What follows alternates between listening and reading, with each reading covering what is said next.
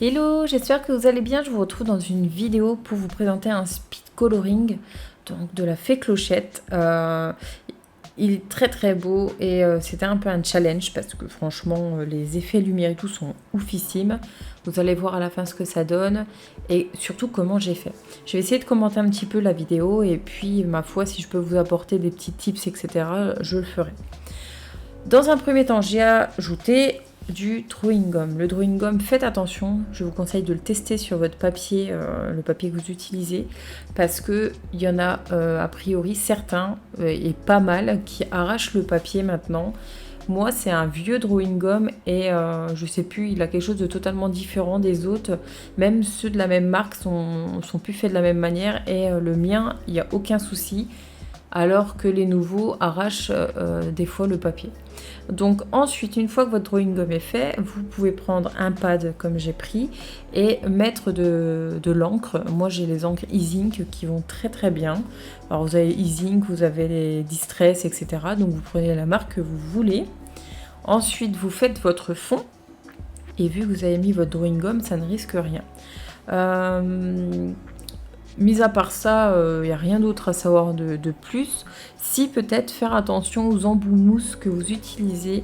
Il en existe par exemple à Action. Je ne suis pas fan du tout de ceux de Action parce qu'ils ont tendance à gratter un peu le papier. Ils ne sont pas aussi effet mousse que ceux que je peux avoir. Mais après ça c'est votre ressenti. Hein, c'est pas... Voilà.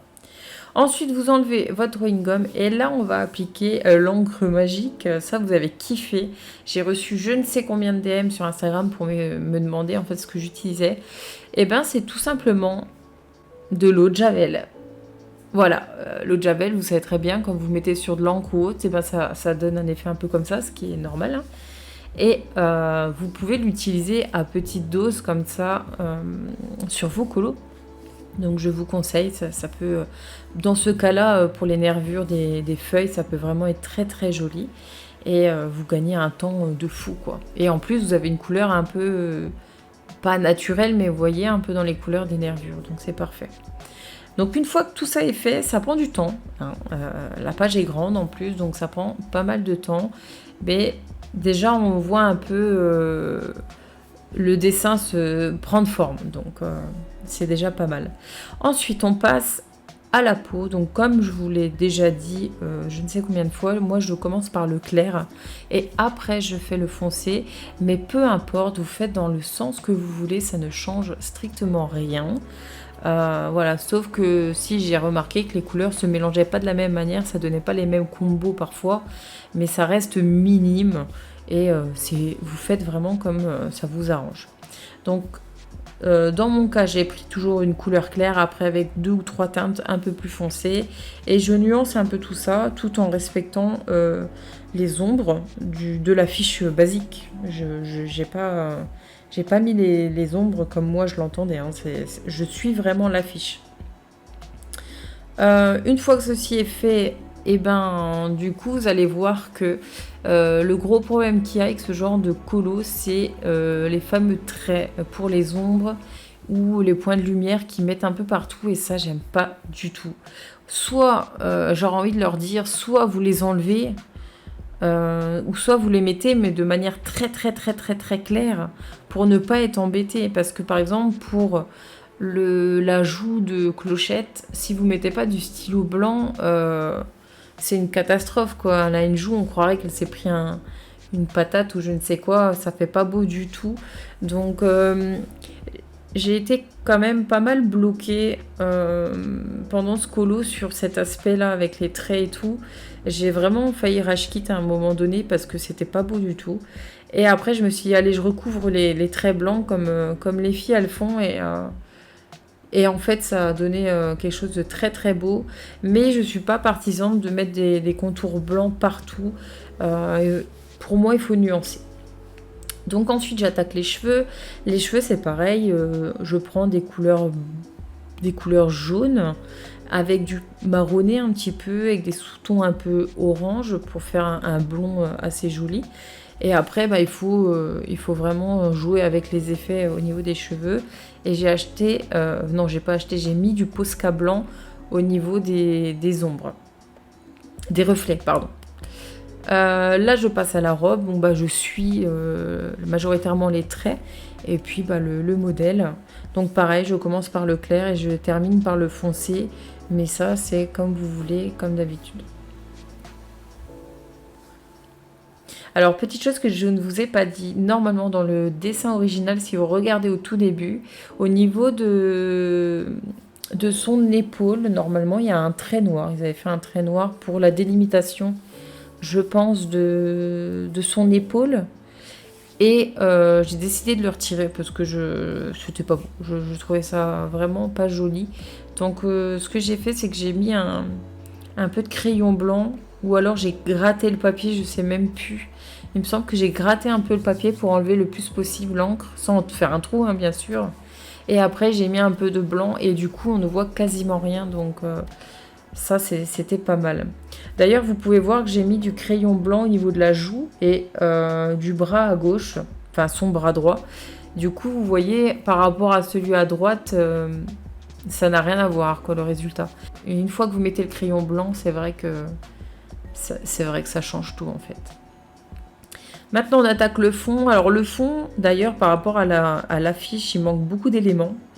Du coup, bah, on a fait un petit peu comme on pouvait, hein, parce que, bon, déjà en live et tout, c'est compliqué, mais c'était un petit peu compliqué pour le fond. Enfin, compliqué en soi, ça va, hein, mais c'était un peu... Il fallait composer, quoi.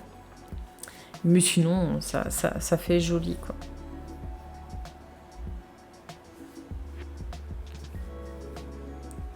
Alors à la fin, vous verrez, c'est pas exactement le même colo, mais je suis très très contente tout de même de ce coloriage parce que je me suis beaucoup énervée, mais quand j'ai commencé à voir que la peau avec le crayon blanc, ça faisait joli, j'ai tout de suite commencé à redescendre un peu en pression parce que j'avais peur de tout gâcher alors que c'était sympa, quoi.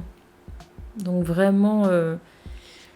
je vous dirais de ne pas trop vous focaliser là-dessus quand vous avez des choses qui ne vous plaisent pas trop. Après, c'est facile à dire, hein. Moi, c'est un peu pareil. Donc du coup, j'essaye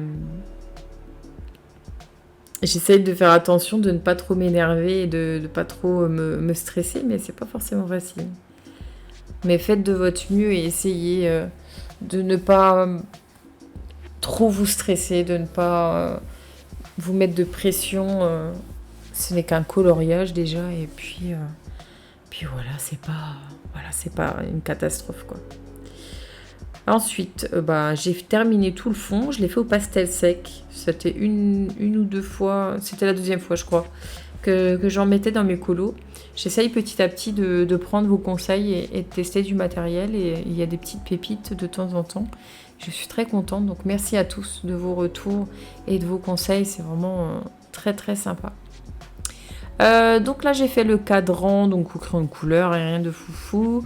Là je rajoute des traits blancs, vous voyez, pour les épaules et les bras et tout. Et ça change vraiment, mais vraiment tout, quoi. Ça donne un effet lumineux, mais tout de suite, c'est un truc de dingue. Là du coup qu'est-ce qu'on fait? Ah oui, j'ai uniformisé un petit peu le noir, j'en rajoutais à certains endroits et j'ai fait une ombre autour du rond.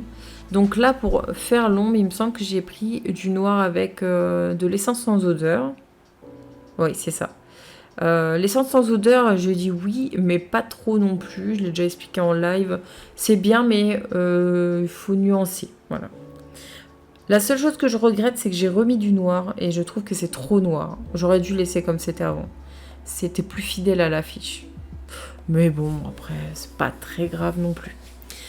Alors là, on passe aux ailes. Alors, comment vous dire que les ailes, j'ai testé plein de choses, hein. C'était pas très concluant. J'ai testé un produit qui fait un effet givré sur du verre, etc. Ça n'a rien donné. Après, j'ai pris du pastel sec blanc. Ça n'a pas donné grand-chose. Un peu mieux, mais bon, bof.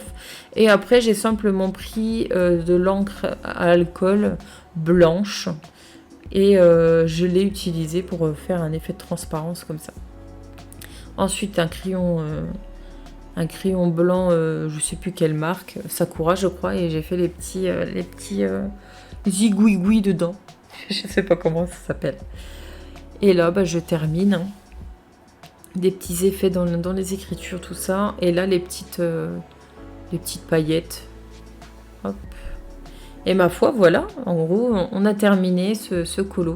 En tout cas, j'espère qu'il vous a plu. N'hésitez pas à me donner votre ressenti. Est-ce que vous auriez changé ou est-ce que vous avez des conseils sur quelque chose en particulier? Du coup, je vous fais des gros bisous. Merci d'avoir regardé la vidéo et je vous dis à très bientôt. Ciao!